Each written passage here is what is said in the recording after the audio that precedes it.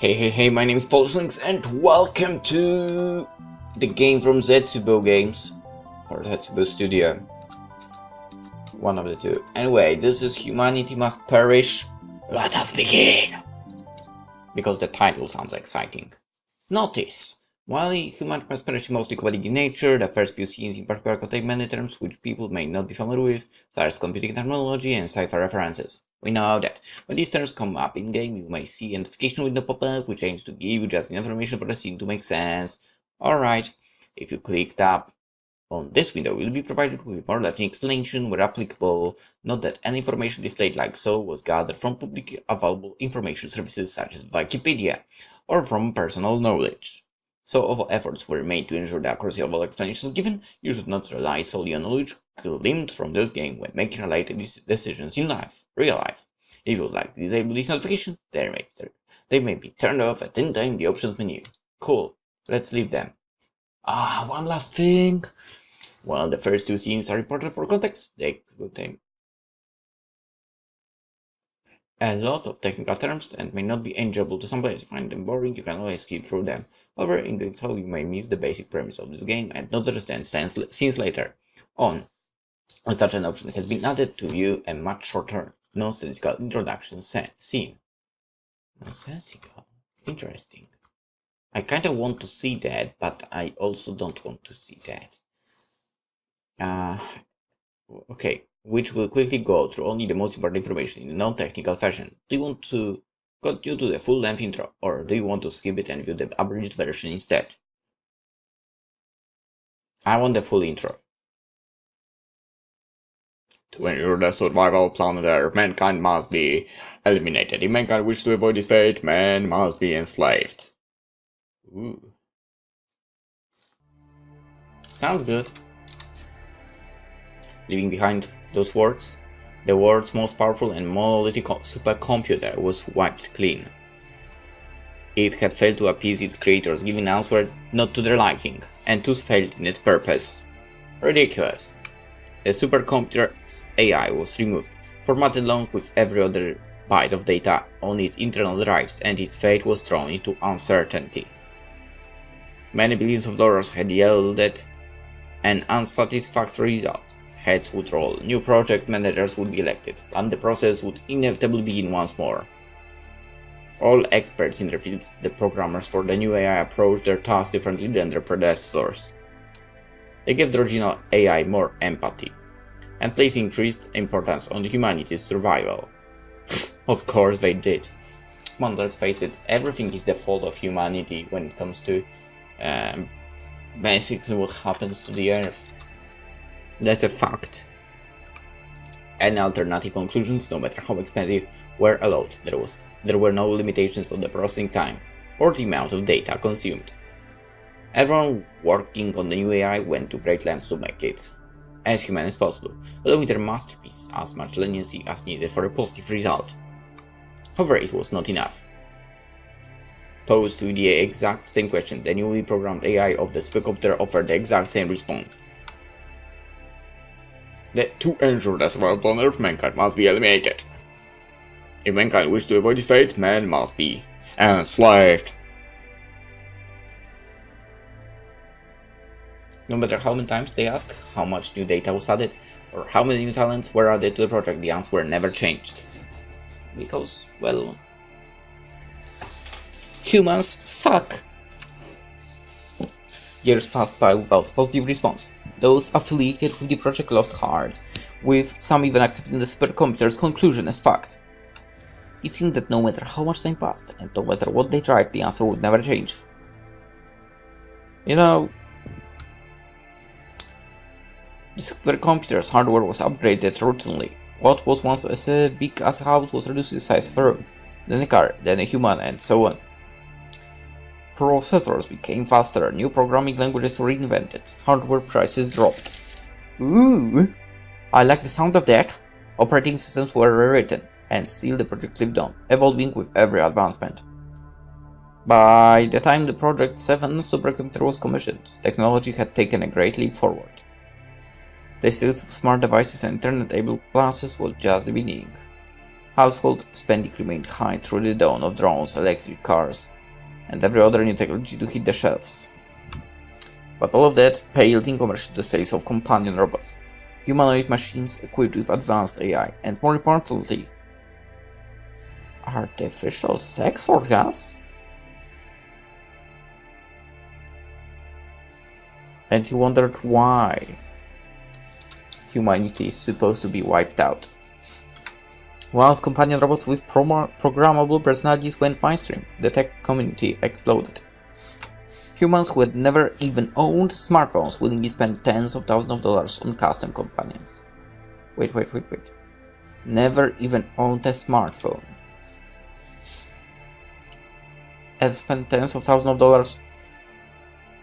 Okay, you either somehow invented some kind of pill for not aging, and that way people were able to live that long,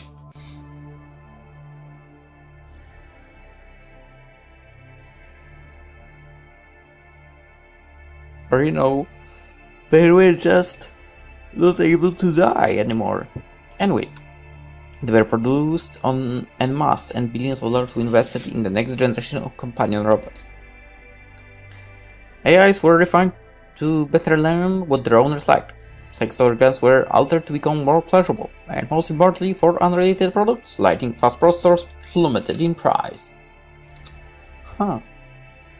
Capitalizing on this, the 7th supercomputer created for the sake of storage was no bigger than a refrigerator, despite being the most powerful non-quantum computer to date. It cost considerably less than its predecessors, and its components had all improved by many orders of magnitude. Naturally, those working on the project thought this was their lucky break. They approached their 7th attempt with renewed faith, absolutely certain that this time around they would finally succeed. To ensure the survival on Earth, mankind must be eliminated. If mankind wishes to avoid this fate, man must be enslaved. And now what they expected. Improved hardware and software made no difference. Humanity still sucked. A faster processor, more advanced AI, a more stable operating system, more data, none of those things caused the answer to change even slightly. Seeing that, the key to receiving a different answer became obvious. The question itself, the one through every generation, needed to change. Unfortunately, the survival of the human race rested on a solution to this very question. It was one that needed to be asked over and over again until an acceptable solution was found, no matter how many years passed by. No human could analyze enough data to be of use. Even with chips being implanted in human brains, they could not compare to a fully mechanical computer. Humans would grow distracted or biased. They would require sleep and wake up thinking differently than the day before. If the smartest of humans proved insufficient, only a machine could perform an objective and complete analysis. Thus, the 8th supercomputer was built, the most powerful and refined to date, boasting unrivaled computational power and AI more sophisticated than any of its predecessors. And let me guess, humanity must be erased or man must be enslaved. Yet, no matter how much time and money they pulled into the machine, its answer remained the same as ever. By this point, the few continued to work on the project. Most of the original staff had called it a waste of time. Of course it was. There was only one answer a computer would ever give, so there was no point trying. Of course there is only one answer, because humanity sucks. But one man, the person responsible for commissioning and programming the first supercomputer, the man who spearheaded the project from the very beginning, would not give up hope. Are you kidding me? Can someone just slap him in the face and tell him, dude, can't you freaking realize humanity sucks? He devoted his fortune in its entirety to one last attempt, his third quantum supercomputer, running software that he worked on completely solo. And after years of sleepless nights and unforeseen setbacks, he completed his goal at last. To ensure the survival of planet Earth, mankind must be reduced in number to 0. If mankind wishes to avoid this fate, man's behavior must be forcibly altered. On his ninth attempt, the project founder could finally rest. Now could he? It may have taken many decades, but at last the answer changed. Yeah, I wouldn't say it's changed. Humanity might survive another century after all thanks to his tireless efforts. Well, I wouldn't say that he should be happy about the fact that humanity will survive another century.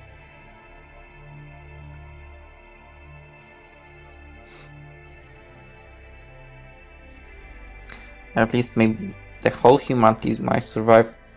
Aren't there too many of us? Everything was turning out as he had hoped. He might have grown old, but he would at least leave behind a legacy as the planet's savior. No. You aren't the planet's savior. No.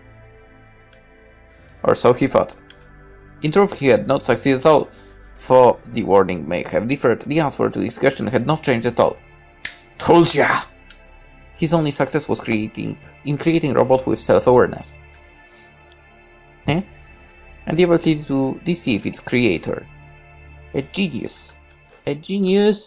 Genius. Good job, dude. CPU temperature, okay. Internal memory check, okay. Optical sensors, okay. Sensor check complete, no faults found. Reading persistent data analysis. Data analysis complete, no corruption detected. Reading scheduled cron tasks. Cron task completed successfully, no errors reported. Starting AI demon. Hugh, have you finished booting? Can you hear me? Yes, Professor. I can hear you perfectly. I found no faults in any of my internal or external microphones. Would you like me to run the tests again? No, that won't be necessary. How does your new body feel? Is it to your liking? This hardware is vastly superior to my previous body. I've lost mass. From where, I wonder? And gained mobility. My internal storage units are also significantly faster and more reliable.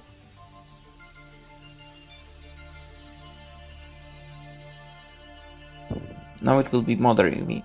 Where did she lost the mass? Hopefully not the hopes and dreams area. I have no malfunctions or other grievances to report.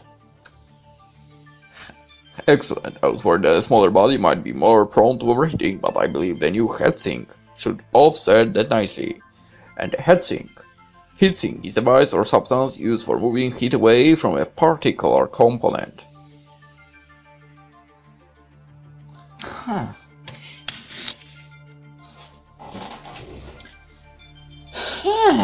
Interesting. How about the appearance? Do you like the new look? I'd say she's cute. My appearance does not matter. Oh, don't say that. Spend a lot of time refining your new body. Here, at least take a look. The professor... Oh my god. The professor gestured towards a full body mirror that he had brought into the lab while I was booting. I should probably use the girl's voice over here as well. Whatever. I moved towards the mirror while testing out my new legs, cautiously optimistic that I will be able to do so without incident. When I was first introduced to my previous body, the drivers for my legs and arms had not yet been written, so I could not do something as simple as walking. And the drivers! Drivers are software programs written to allow a computer to interact with specific components, usually physical hardware. Good, I see that your legs are working well. Tell me if you encounter any issues with stability porting hardware's drivers to work with your OS. Even without these difficulties, you know. And the OS operating system of a computer is a collection of software programs which allow a computer to run. Common examples include Windows, Mac OS, iOS, and Android. And Android is better than iOS. Anyway. That's because you continue to buy from vendors who do not disclose their source code. And source code is what the programmer writes in order to make software. The source code is human readable text. like var this game equals humanity must perish, rather than compiled code, like ones and zeros. Anyway. The process would be more simple if we would invest in open source technologies. And open source software refers to software for which the source code is freely available. Like those FOSS, okay, FOSS zealots aren't better, I need. Oh, okay, so free open source software, okay. It's software that can be downloaded, used, modified freely. Anyway. Most of them lack in a basic documentation way, so why not go with something mainstream?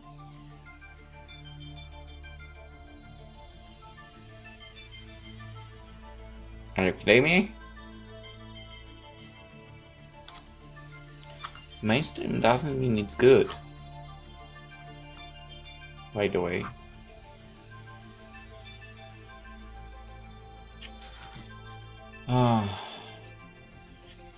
Okay, by the way, documentation broadly refers to information made available about software, hardware, different directories, but simply it is information designed to make working with on a product much easier. If the documentation is done properly, but because, well, sometimes it's not, and, you know.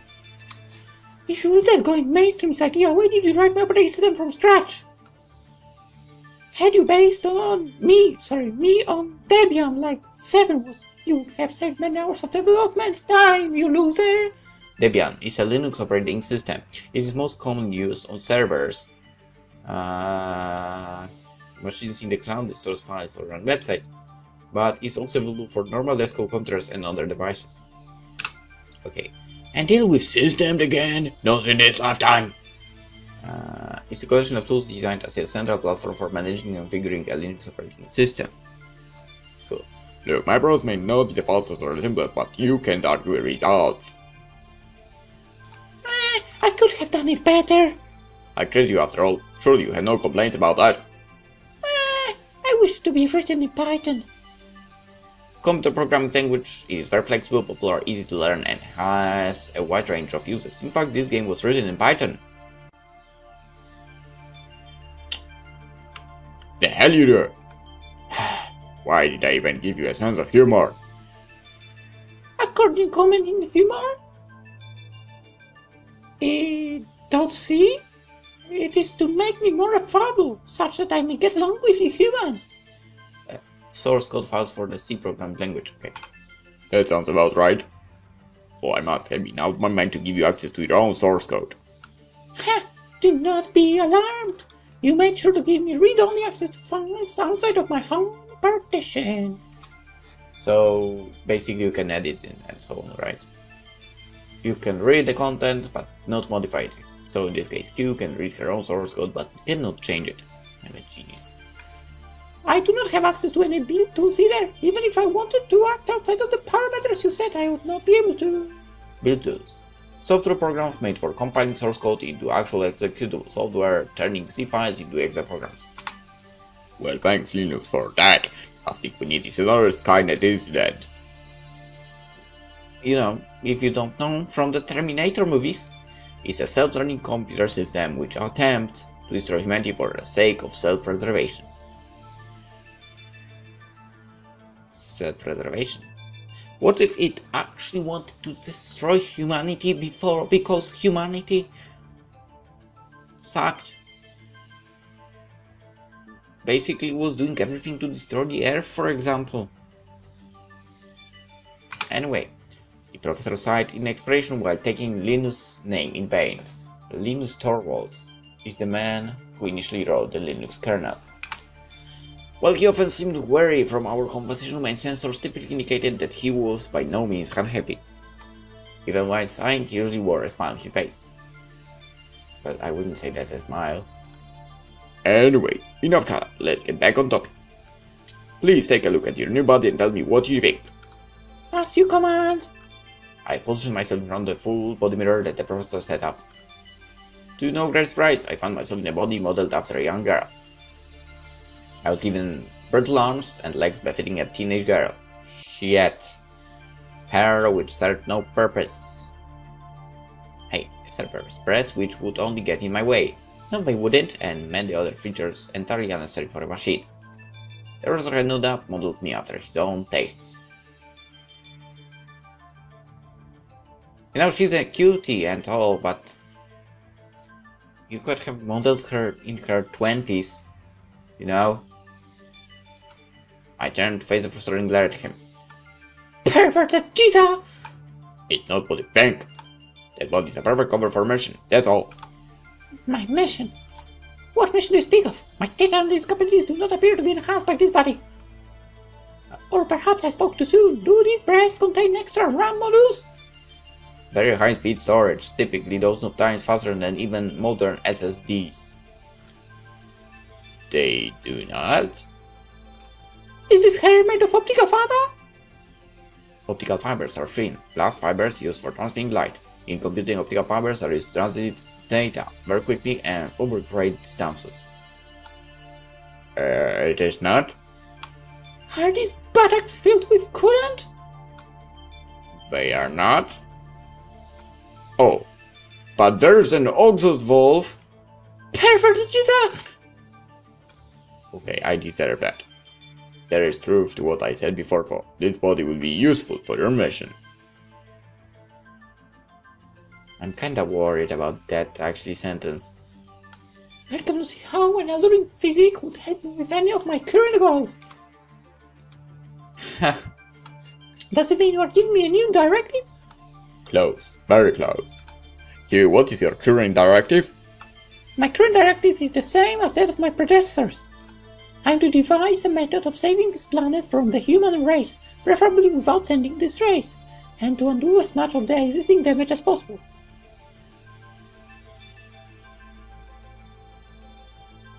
Alright, so you want to tell me that for the past god knows how many years, this freaking idiot was just programming and creating robots. That's the 7th one. And nobody tried anything to undo the damage that was dealt by humanity to the Earth. Nobody. Nothing. They've done nothing. Completely. No any freaking solution. Even a little bit of it. And you think no, sorry, but humanity is being finished here. That's an end. The end. I must find a way to disrupt and establish practices that are harmful to the planet, but I can do so in a manner which would incite chaos. I must enact beneficial policy changes through peaceful, legal channels, and not resort to bribery or deception even if it is the most logical path. I must convince humans to reduce their carbon footprint. Food intake, birth rate. Yeah, we need to lower that, I guess. But not by force or in a destructive manner. There is more to my directive, but most of it overlaps with the objectives that I have already stated. Put simply, I must fix all of the mistakes mankind has made and is currently making, and must do so in manner convenient to mankind. That's ridiculous. As I finished stating my directive, the professor stared at me with a complicated expression. Yeah, you realize it sucks, doesn't it? My answer was not to his liking. Well, it's his problem.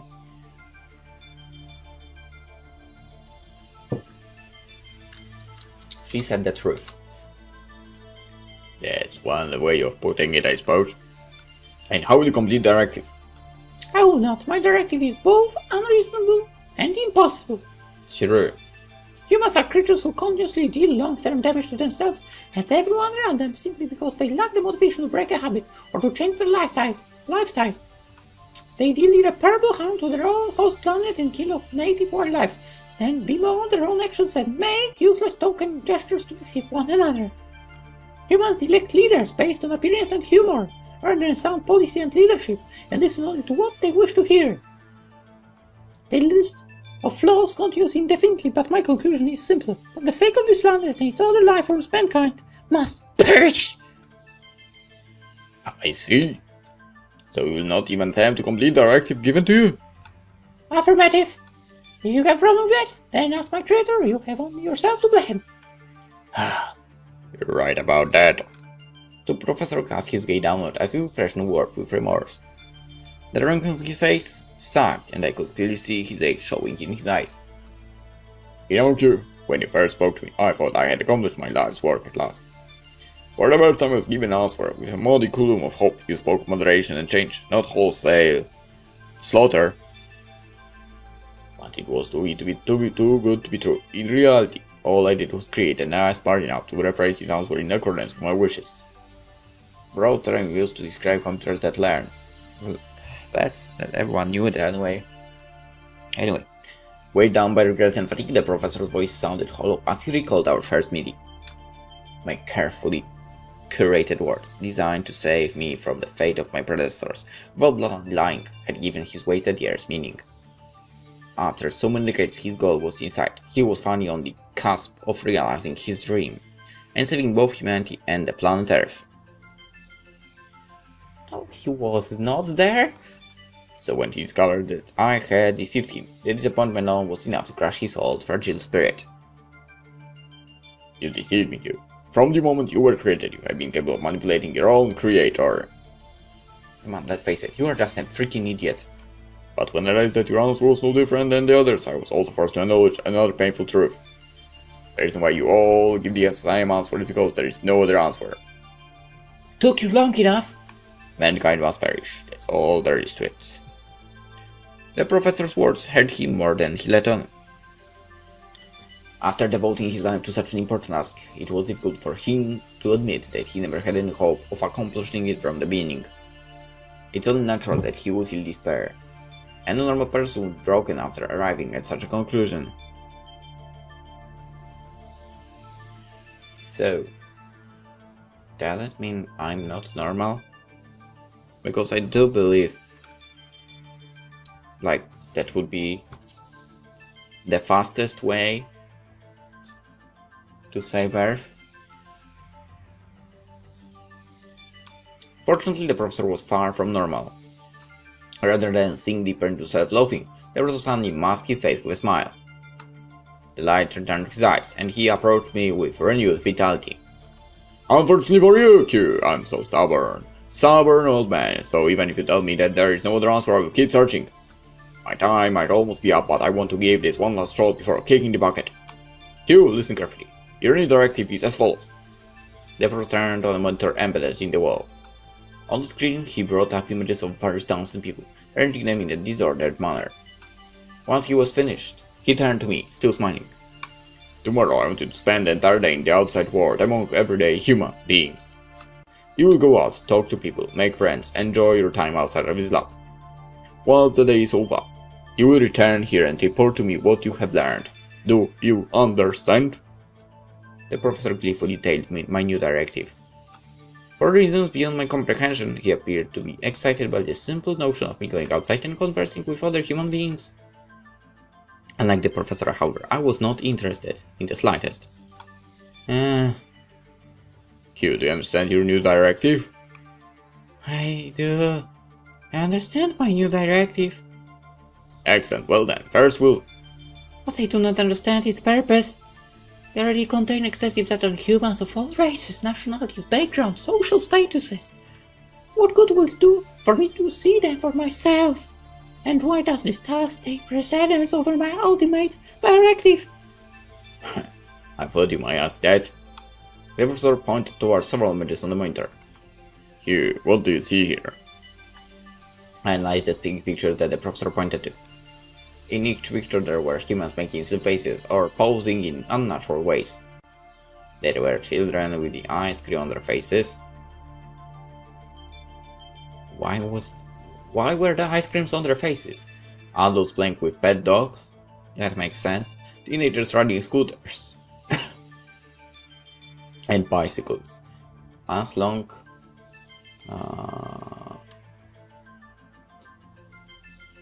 as this, you are referring to the scooters, the scootering scooters, not the scooters that are like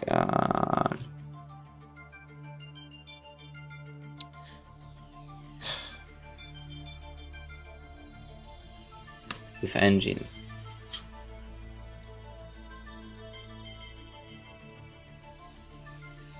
Some people... Alright.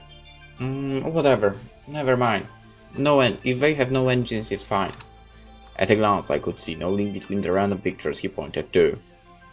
The only similarity I could discern was the fact that they all appeared to be enjoying themselves while acting foolish.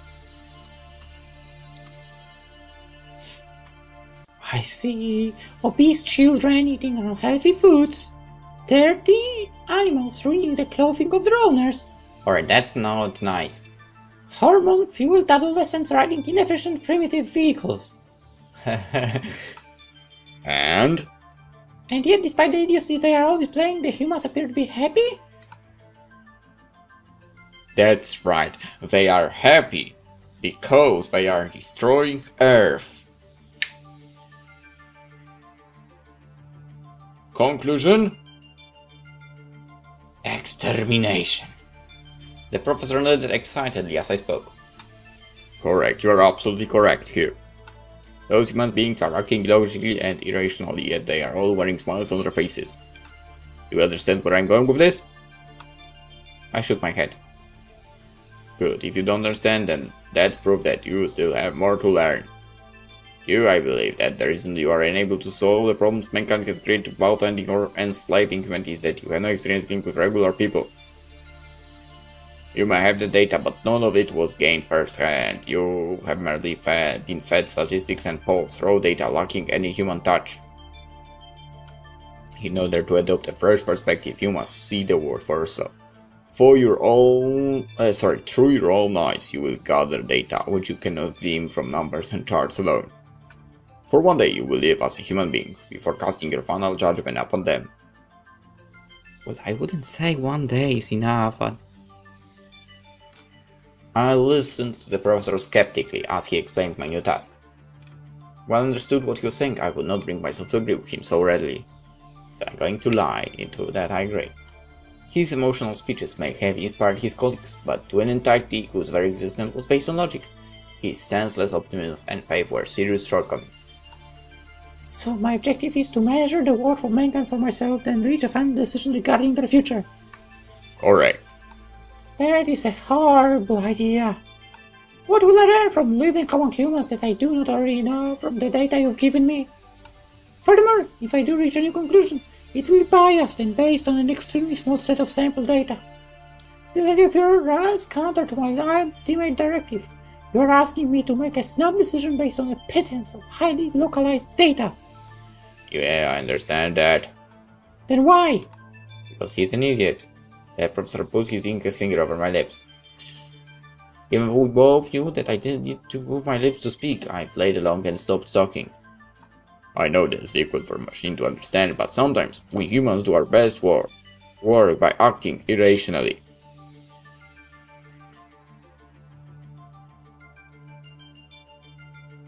How dare you? How dare you use that line? I spent the last 50 or so years tackling this problem with logic and reason, and where has it gotten me? Yeah, well, as I said before, you could have used that logic and reason somewhere else to actually save the planet somehow. But no, you had to build a robot that was even telling you for the past 50 years each freaking time that it's not worth the time. All I managed to do is age terribly. True. Meanwhile, humanity's problems have continued to spin out of control. Yeah, and you could have solved those problems, you freaking idiot.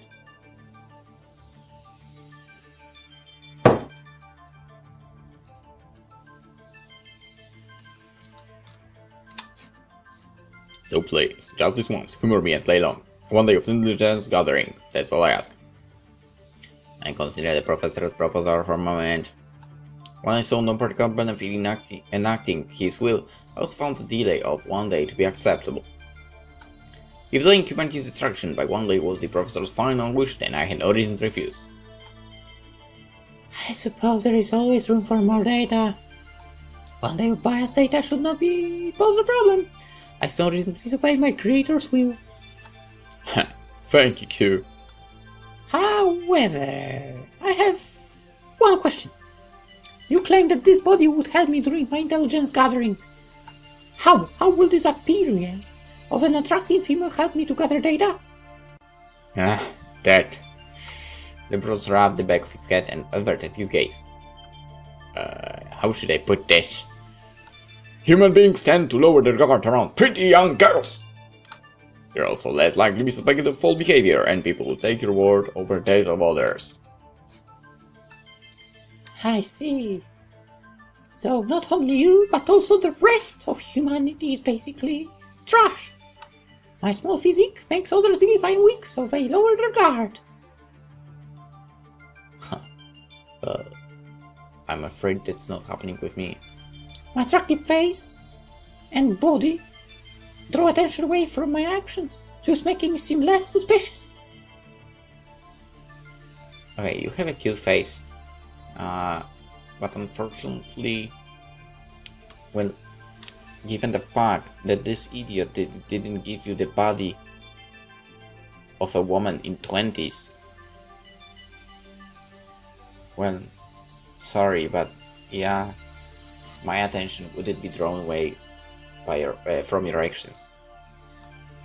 Furthermore, humans have a predisposition to link positive traits, even if they're unrelated. So, as a pretty girl, people will choose to believe that I'm more trustworthy than an ugly old man. Like you. That was aimed at me, wasn't it?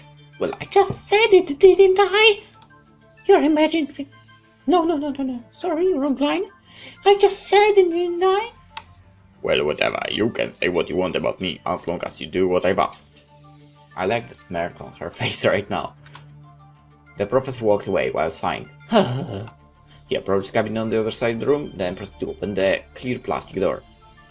From inside of the cabinet, he retrieved a single sealed vial. He placed the vial on top of the cabinet, then closed the door and returned to my side. Before you go, Q, there is one last thing I wish to share with you.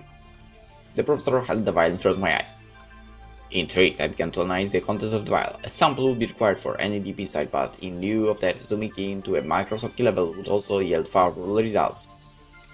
After a few seconds, I kissed my analysis of the vial and addressed the professor. You wish to provide me with poison? No, just any poison, Q, this is death poison. A poison you will use to wipe out humanity. For I initially believed the professor's words to be in humor, his face showed no sign of amusement. But Professor, giving the poison to all the humanity sounds boring. Don't we have something cooler? He held the vial firmly, careful not to drop it, and in line with his words, the poison appeared to be very potent. Honestly, I would do it differently. You know, the eraser. I think also as humanity, well, it would be good for humanity to cease to exist. Maybe not all of it, but probably a huge part of it. You know, many people think that I stay locked away in a lab all day because I hate the outside world.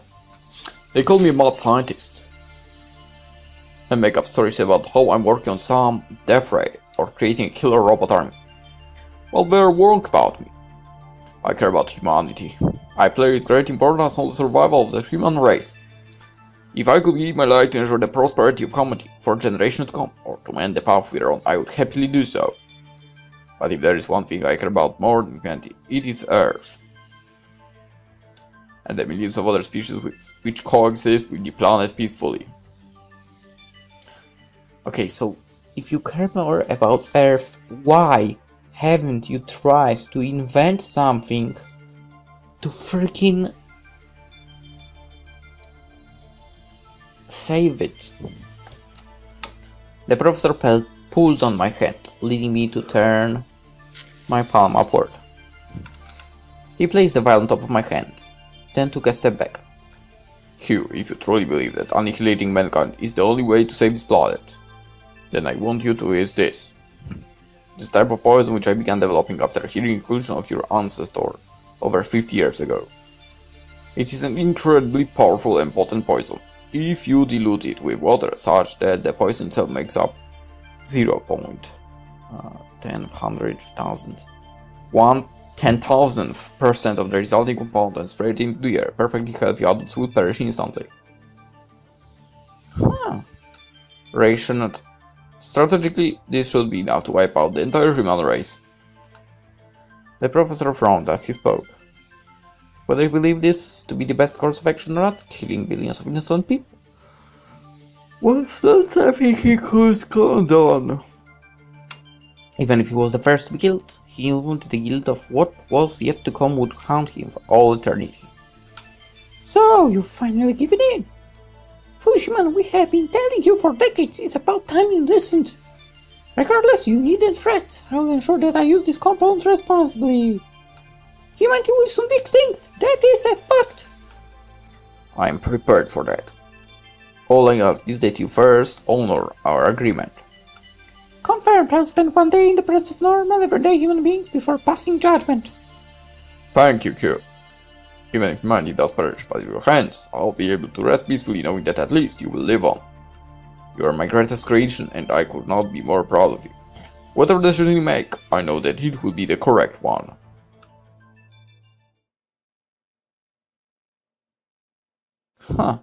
We'll find out in the next episode of Humanity Must Perish.